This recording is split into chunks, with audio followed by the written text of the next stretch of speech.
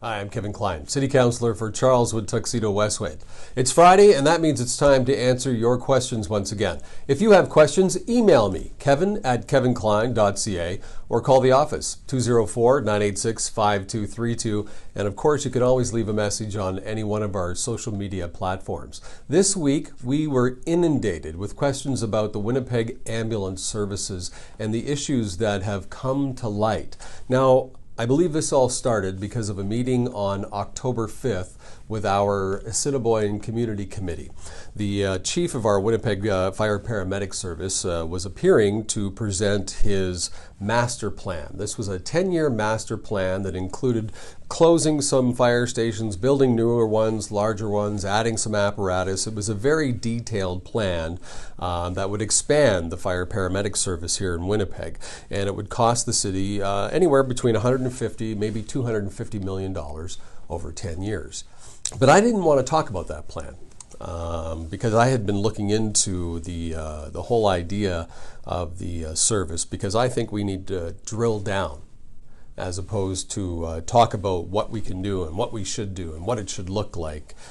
We need to drill down and see what we're doing. And then the weekend before that meeting, I had a resident who had called an ambulance.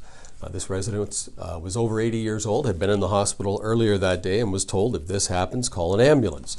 And that resident had to wait over 1 hour for anybody to come. And the ambulance showed after 1 hour, but they had to wait over 1 hour. That made me dig deeper. That made me what I call drill down to find out what is happening with our ambulance service. Because I hear nothing, right? I don't know if you do, but I've heard nothing. And then I started asking questions, and you can see and hear all the questions and the responses that I asked by visiting the City of Winnipeg YouTube page and clicking on the October 5th Assiniboine Community Committee meeting. And you will see it all for yourself and hear all the answers for yourself. But what I found out is that this is normal now. This happens. Chief said, yeah, this has been happening, that there sometimes can be 17 calls in the queue. And you've heard that phrase before, in the queue. And that was one of the questions. Why do we have ambulance calls in the queue? Well, that's a great question. Well, we don't have enough ambulances, obviously.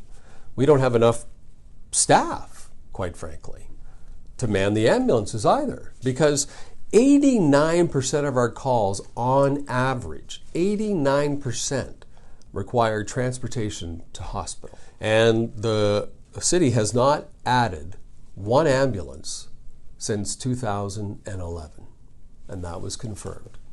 So why are people waiting for an ambulance? The city is growing, and we've heard this leadership talk about we're growing to 1 million. We're very proud of that. Not like this, we're not.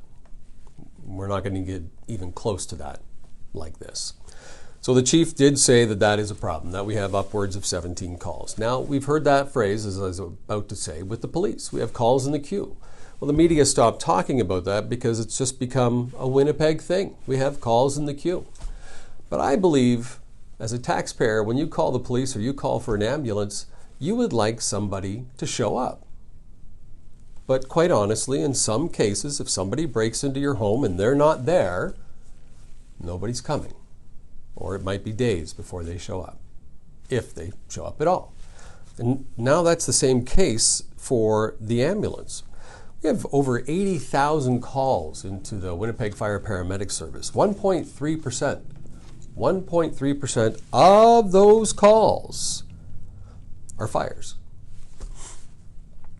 And we haven't added an ambulance since 2011. That's what led me. That's what drilling down leads you to find out. Another question that we received was about the contract with the province, and this resident had said they heard the mayor saying that the province refuses to sign a contract and they want to cut the ambulance services. You're right. I've heard our leadership say that multiple times. Multiple times. In fact, on Twitter, our leadership said that a report coming to finance next week clearly indicates that the ambulance service is going to have to make cuts of $2 million, and that the province wishes to cut it by $2 million. And for the first time that I've ever seen, Cameron Friesen. The Minister of Health for the province tweeted back saying the mayor continues to mislead the residents of Winnipeg. And he added a fact that the city of Winnipeg has raised paramedic wages 29%. And that he wished that, or stated that more could be accomplished if the mayor would conduct his negotiations at the negotiation table and not publicly. I mean, I have to agree. Any experienced leader will tell you it is not proper to negotiate publicly. Even when you're negotiating a CBA, and I've negotiated several, both parties know you don't need to make it public. And sometimes it gets to a point where one party does, and I understand that because the other party's not playing right, and it forces that other party to do something. But most of the time you try to keep it at the table, and you try to reach an agreement because you're partners. You're like family. You're trying to get this solved. You're trying to be leaders and do what's best for the parties you represent. Another question that I got was about the shared health. That it probably changed. Did it all change with shared health? Good question. And I referred to an article that was written in the Winnipeg Sun just a few days ago, where Winnipeg Mayor Brian Bowman says shared health wants the city to cut $2 million from Winnipeg's ambulance service. Shared Health said the mayor is misleading residents. Well, we're 2 for 2. Minister of Health, misleading residents. Shared Health, the mayor is misleading residents. This is what is being told to us. And I really believe that this is not how we should be acting as leaders. You know, our leadership alleged that Shared Health has indicated they'll no longer be covering ambulance bills for Indigenous Services Canada. And the leadership went on to say that this means First Nations and Inuit residents who formerly had unpaid ambulance bills covered by the province will no longer receive the support. Well, that's simply not accurate according to Shared Health. They said, no, we just want the bill to come the same way as everybody else does, directly to Indigenous Services Canada, as opposed to the province. So it takes out one step. That's all. It's about efficiencies. So why would we present it that way? That's my question. I don't know why we would present it that way. Listen, I know there's a lot of questions, and I still have a lot of questions. In fact, today, I sent a question after receiving several emails to the all members of council, including the mayor, our CAO, our CFO, our chief of the Winnipeg Fire Paramedic Service, and I asked a pretty simple question, and we'll see if they answer it. I asked, could you provide me the amount of money spent on overtime for ambulance services in 2017, 2018, 2019, and year-to-date for 2020? But that leads me to the final point, and somebody had sent me the note saying, how did you find all this out? It was simple. Ask questions. And luckily, I had somebody come to me with information saying, you should look at this. Just look. They're so afraid to give their name. They're terrified of what the city will do to them. I have heard that from every person, every staff member I have ever spoken to that has brought me information that has turned out to be accurate.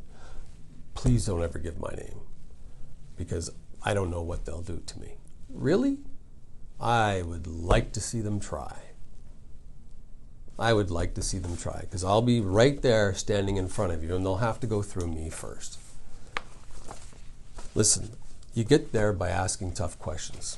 And when I ran for office almost 2 years ago now, almost exactly 2 years ago now, I promised to ask tough questions. I promised to hold powerful people accountable, and that included those that work inside this building. We have to do that. You know, the very first year I was elected, maybe you don't, I have been begging I demanded, I pleaded, I begged, I negotiated, trying to have the City of Winnipeg do a zero-based budget review. Because a zero-based budget review of every department would have found this out in seconds. That's what they're for. It's not a witch hunt. I want to make this city better and more efficient for our kids and their kids. I don't want a child born today that has to pay for the debt that this council is putting us into. That's not that child's fault. So we're just going to lay the debt on and look, we'll be out of office by the time that debt comes due. What do we care? I know there's more here.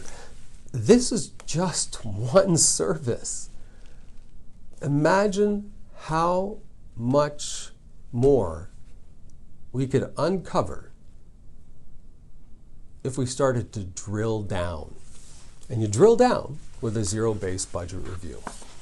You'll also have probably learned by now that the mayor has put together a hiring committee to find a new CFO for the city. No disrespect to my colleagues. They are all nice people. Nobody has any experience hiring an executive level CFO. I do. I'm not trying to say it that way. I do, yes. That's widely known. I was a CEO. Let's do things differently. I came here willing to collaborate with leadership. I remain willing to collaborate with leadership. We could get much more accomplished together. We could work together with the province, I believe. If we sit down at the table and we negotiate as professionals, we can do what's right for the citizens of Winnipeg. Both levels of government represent the citizens of Winnipeg. I'm here every day. You have my cell number. I believe we can get this done. I hope that answers all of the questions that we received on this. Next week, we're going to talk about the governance model here and what the committees stand for, because I've also had a lot of questions on that.